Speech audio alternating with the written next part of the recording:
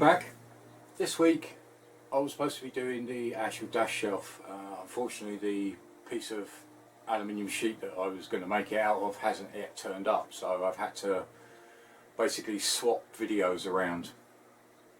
So I'll hopefully do the dash shelf in the next episode. As I said before, I don't know how it'll come out. My fabrication's not that brilliant, but I've got some plans, so I'll have a go. This week, basically this is thanks to, and I apologise if I get your name wrong, Peter Gard, who contacted me through one of the forums on Facebook, the ST1100 and 1300 Pan-European forum. And very nice gentleman, so thank you, Peter. He's actually, well, done me a great favour and actually uploaded onto the forum. I'll give you a link in the description below. And he's actually, I've just taken a print out from what he's done. And he's actually put a link to my channel and a link to all my ST videos on one of the Facebook forums, which is absolutely brilliant. So thank you very much, Peter, that means a great deal. Also, one of the things he said I should have a look at, which I didn't even think of, is the fuel vacuum diaphragm. Again, on link in the description below, you can actually print this off and have a look, and it takes you through step by step. So I'm going to have a look at mine, because it is probably had it. If it's not, I'll replace it anyway, so I know it's brand new. So I've picked up a kit, so that's the job for today. Right, I have put the ST basically back together. I've just taken the seat off quickly, because obviously I did want to do a road test of how the clutch felt, and obviously to get it in traffic, get it hot, and see the results of the actual the thermostat switch that I replaced. I put a DeVille thermostat switch that cuts in at 85 instead of the standard one that cuts in at 100. With the new clutch and all the new parts in there, the clutch is absolutely brilliant. It works fine. It's been bled, I bled it through fine, so I'm really happy with that. But the best bit was probably that thermostat switch change. I highly recommend it for anybody. I mean, obviously the bike's cold now, but let's zoom you in.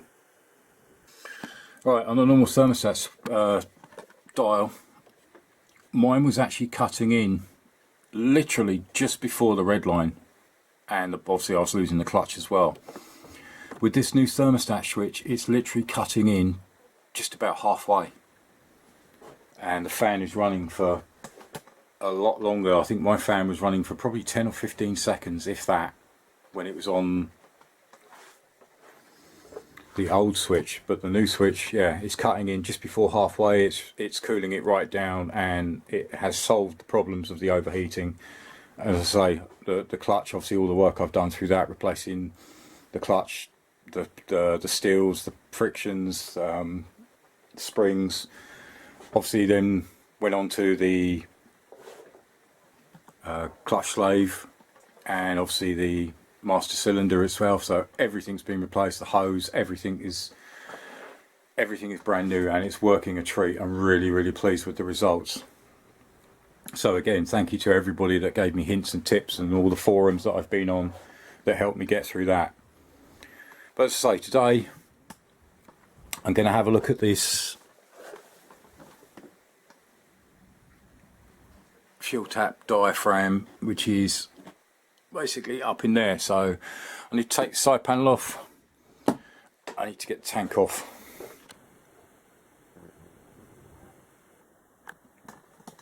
After that, the other job I need to do is at the rear end. As you can see in that, when I bought this pannier rail had actually snapped and has been riveted back together, but that is quite loose. So I picked a set of rails up off of eBay, fairly good condition. I think £15–20 I think I paid for them delivered. So there we go, out of the bag. So that's the replacement set. Again, they're a second-hand set. Let's say £15–20 I think I paid for these. Need a bit of a clean up, but they are in one piece. nothing's broken. So first we're going to get onto this diaphragm.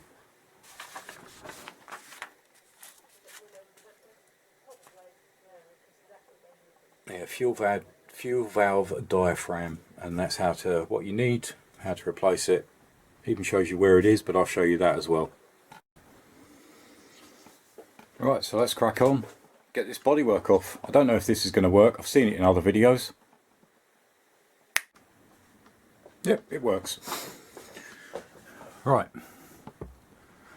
that is what I'm looking at. So it's actually held in by 2 screws here and this pipe here. So next job, and oh no, and there's a pipe down the back there. So next job, let's get that off.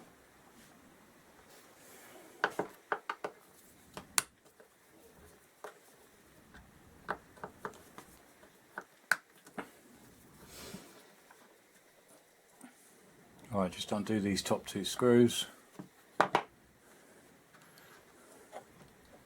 That should, in theory, drop through.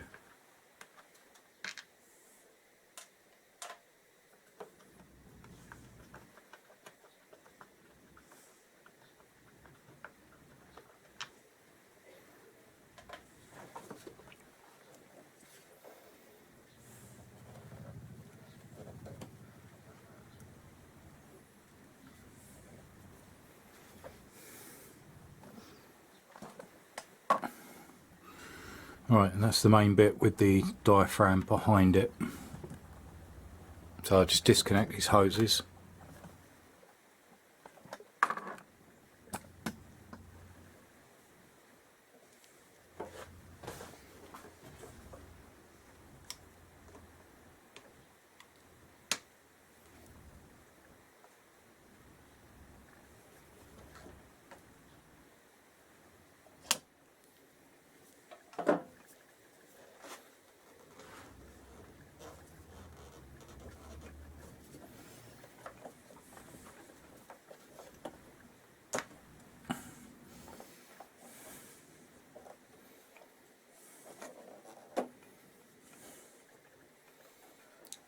So what's left now is that one and that one.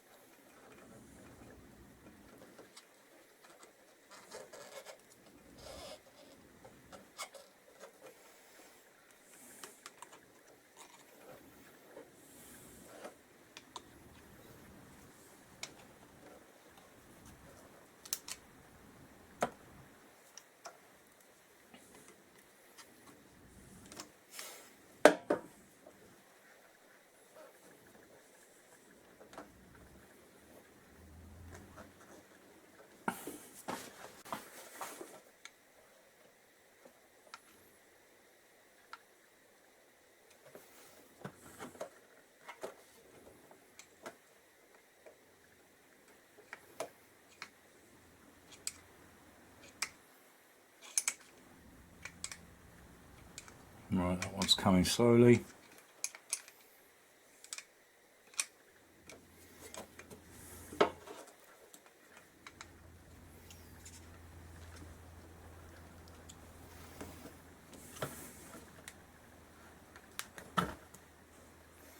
That's one.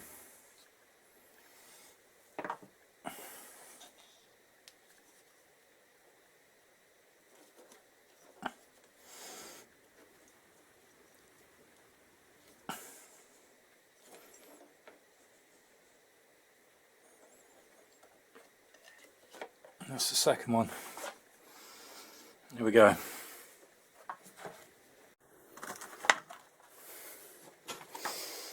Alright, so let's start stripping this apart.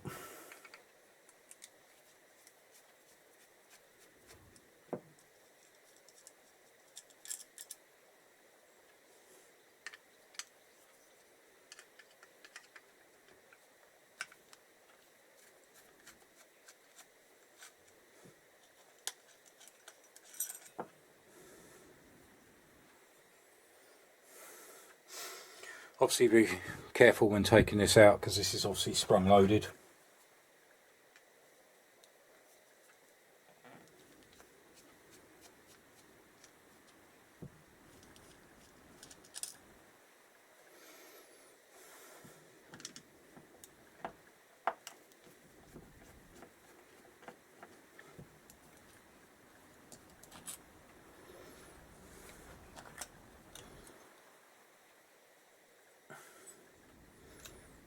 There we go, so spring in the middle.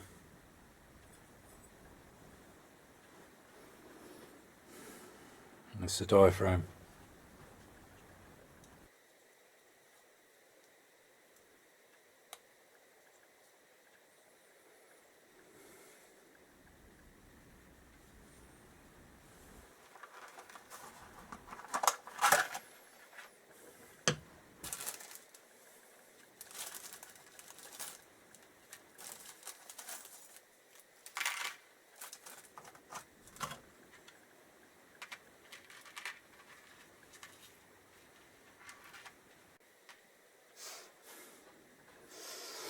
Right, by the looks of this one, there is no visible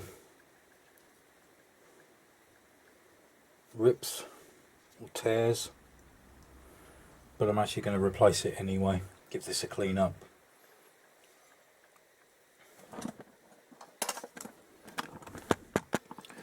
There's the actual parts you get in the kit. So you've got 4 new screws, new spring, the bottom valve, which is that one in there, and a brand new top valve. That's quite a thick compared to how thin this one is, so let's get that one out.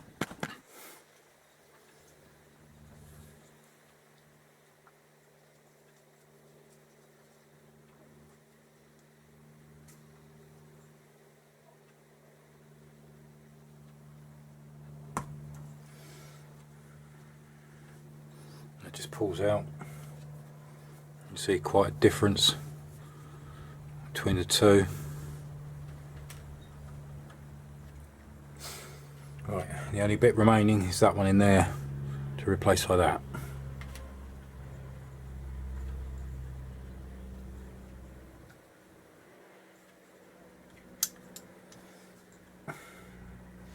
Alright, so to get that apart, next bit comes off.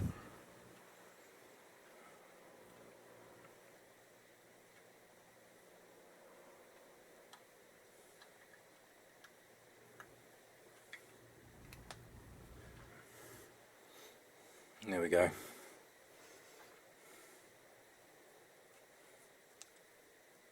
Alright, so I need to keep that bit.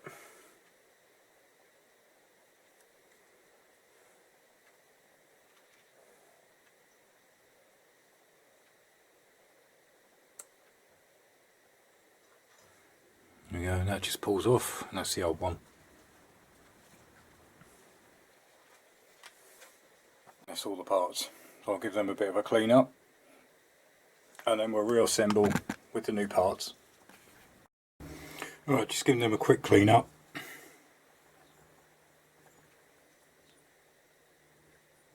And give the bracket a clean as well. So, alright, so next thing to do, start putting this back together. So obviously with the new parts in the reverse order as though we took everything out, so I've left everything in the right order, as you can see. So we're basically starting with this part, then we'll add in the new rubber,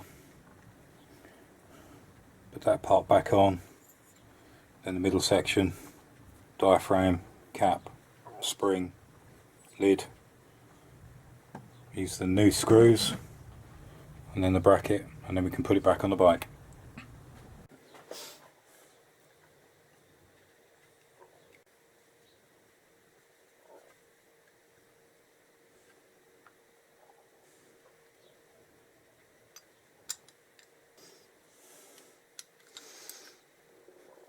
Alright, so on here, 2 locators, which locate into these.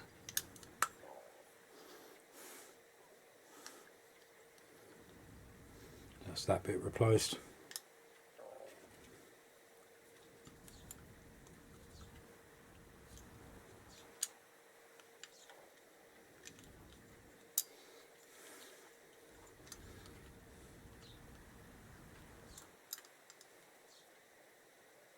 next bit is the actual diaphragm itself.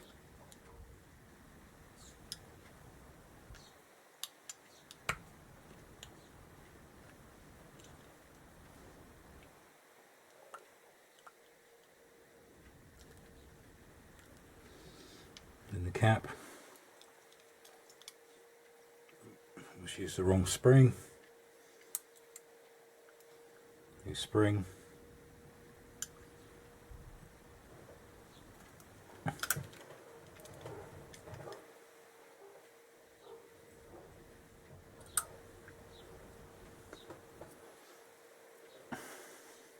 And the lid, and then screw down.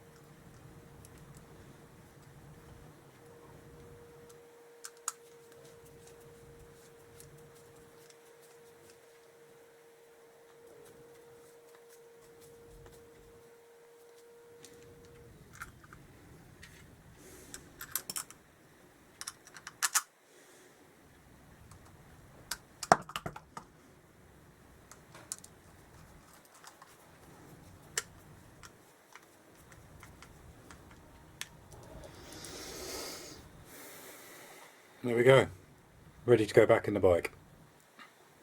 Right, to put back in exactly the same way as we took it out.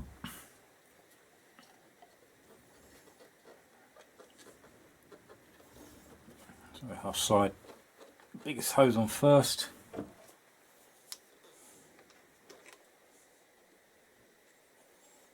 And then clamp.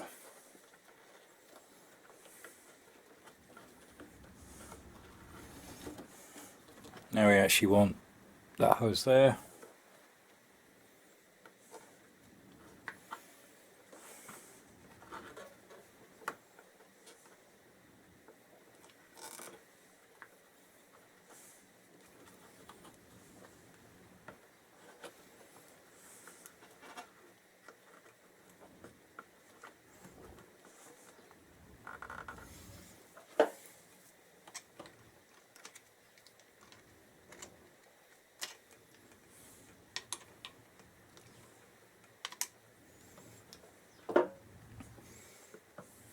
That's clamped in.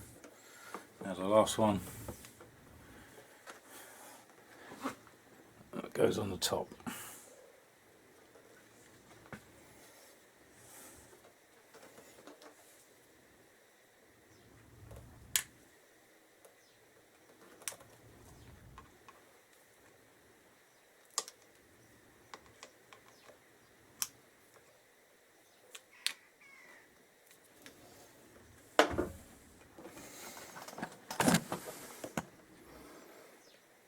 It's all back in place.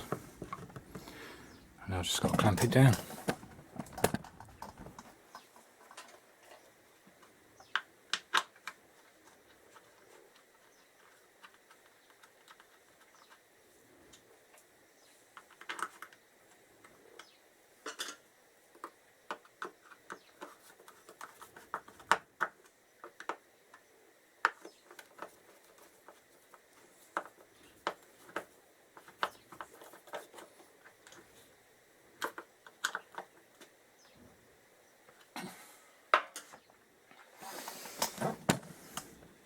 And that's it. So a fairly simple job to do. I replaced the fuel filter not long ago, so that I know that's fine. Let's say that one was looking a bit worn, so all brand new.